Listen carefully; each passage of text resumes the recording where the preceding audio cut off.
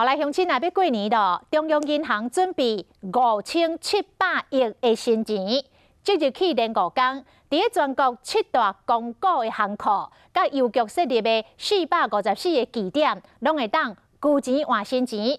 啊，要提醒咱的乡亲，上好是撇开前3天甲中昼的时段，安尼较毋免甲人排队等上久。这总共是1万块钱，那今天领收一下，上面你的纸袋，谢谢您哦。民众透早就来排列，就是要换红色100块的新钱，好过年红包好看，阁未失礼。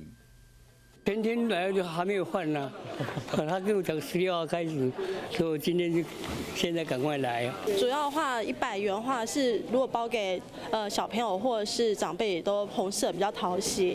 民众为了过年红包，逐年就来排列，国内8大行库嘛，为今日日开始连续5天营业日提供换新钱服务。要注意的是，100块的新钱，每人限换100张；500块的限换20张；1000块甲200块的提供一定的数量，换了就无完。前3天的部分，就是比较尖峰的时段。那尤其是如果是中午的时间的话，就算是过了这5天 ，ATM 里面的新钞如果还有的话，其实大家还是可以透过 ATM 去做领取。